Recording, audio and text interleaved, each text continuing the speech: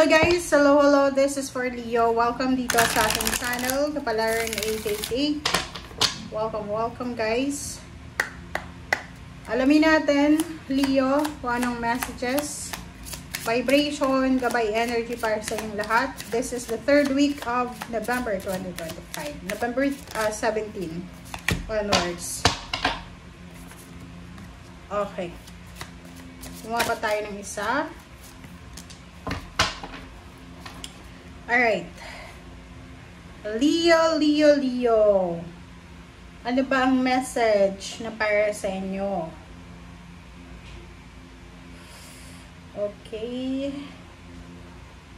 Leo.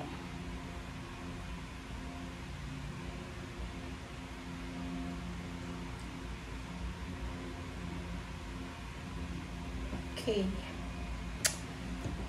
Alright. Tingnan natin, Leo. Sa linggong ito, sinasabi ng baraha sa atin na maging mapasensya tayo. Okay? We need to be patient. Kasi itong narrow pathway na to, sinasabi ng baraha na medyo restricted ka. Maybe you're planning to travel, maybe you're planning to, or mayroong unexpected parang mayroong emergency na kailangan na gawin. Like for example, kailangan mag-travel, kailangan mong umuwi ng Pilipinas, or kailangan mong umuwi ng probinsya, or kung saan pa man. But the problem here is, hindi siya possible. Hindi posible. Kasi unang-una, siya restricted. Maraming bagay ka na kailangan i-consider. Okay? May mga i-consider ka dito Parang hindi masyadong angkop. Parang ganon, kung sa Tagalog. And sinasabi ng baraha na kung ikaw naman ay magta-travel sa linggong ito na natuloy ka na, okay? Kung natuloy na, sinasabi ng baraha na enjoy the journey. Pero yung travel mo, supposedly mahaba siya. Pero magiging short lang yung travel mo sa linggong ito. Kumbaga, yung itinerary mo, 1 week, and then magagawa mo lang siya ng 2 days. Parang gano'n. So, please comment down below. Pero, sinasabi ng baraha na may enjoy mo. Kahit na 2 araw lang, may enjoy mo pa rin. Okay? Cleansing waters. Ito ang purification. Sinasabi ng baraha dito, Leon, na napaka-importante. This is parang ang linggong ito ay kailangan mong mag-purify, mag-detoxify. Unahin mo yung sarili mo kailangan mong alisin yung mga negativity, toxicity, drama sa buhay mo. Physical, mental, spiritual, psychological, financial. Basta kailangan mong mag-purify. Kasi parang napapaligiran ka ng mga toxic materials, toxic mga, mga taong nagiging cause ng stress. And sinasabi ng baraha sa'yo dito na kailangan mong maging kalmado. Okay? You need to calm. And kung nagta-travel ka, enjoy mo yung travel mo. Yung sarili mo na yan. Okay? Okay, let's check. Ano pa ba?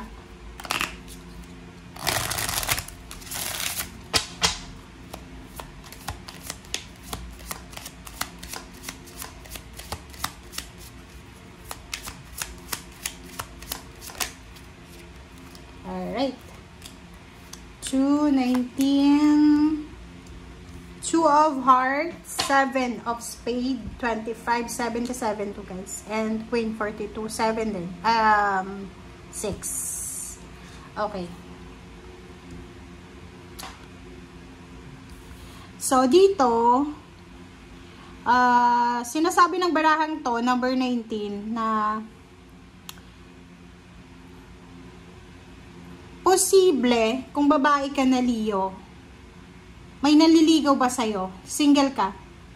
Kasi sinasabi ng baraha na ang lalaking ito ay mayaman siya. Mayaman.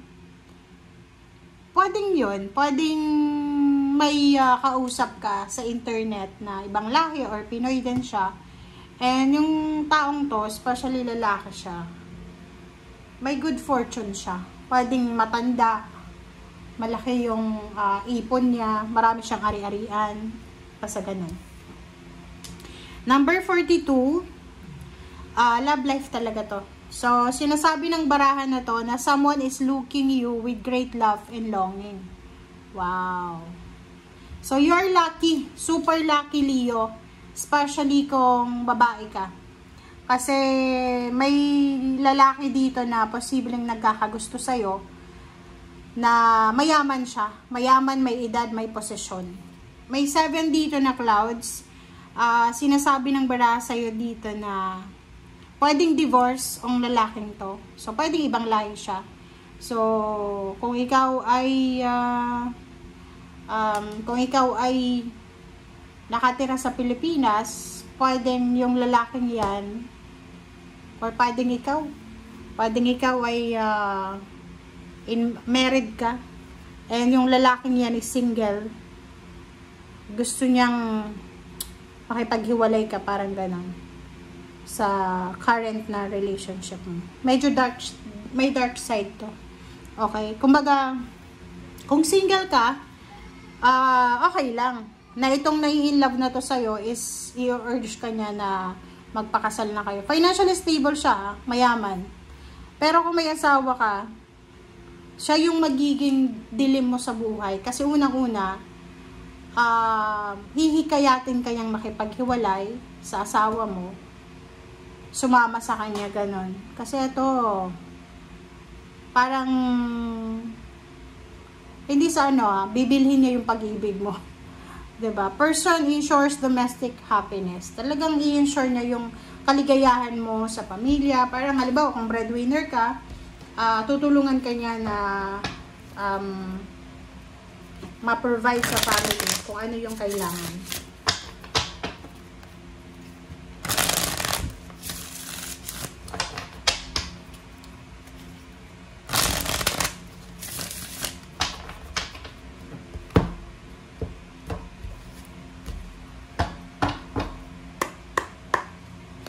Alright.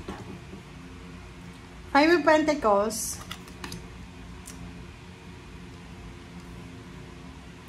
Mayroon din dito na Leo na currently kasalukuyan kailangan mong mag-ipon ng pera. Pwedeng sa linggong ito ay said na yung bank account mo. Walang-wala na eh, 'di ba? Wala ka ng pera siguro. Or maybe sa linggong ito, 7 din to eh. Let's check calendar. Wait lang guys. This is 17. 17 hanggang 23 siya. So,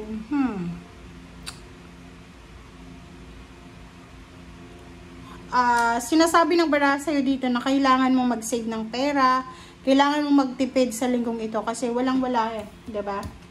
Wala kang pera eh. So, kailangan mong higpitan ang sinturon.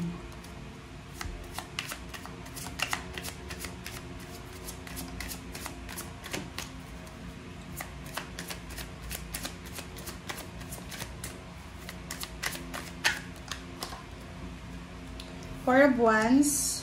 Wow. Kaloka tong Leo na to. Kunin ko siya lahat. Okay, dito sinasabi na talagang mayroong offer ng relationship na pwedeng mauwi sa kasal. Okay, may kailangan mag-travel na Leo. May magpapakasal. Kaso lang mayroon ditong pain and heartaches eh. Sinasabi ng barahan na mag-iingat ka sa pakikipagrelasyon, especially kung single ka. Kasi pwedeng yung nag-offer sa'yo ng love life ay may asawa. Queen of Swords, freedom. 7 of Pentacles. So, nakikita ko sa'yo dito, meron ding ibang Leo na ang focus niya sa linggong ito is hindi naman pera. Ang focus niya is makaalis siya sa financial problems. Makaalis siya sa kung ano man na problema na kinalalagyan niya sa ngayon. Okay? Thank you guys. Bye!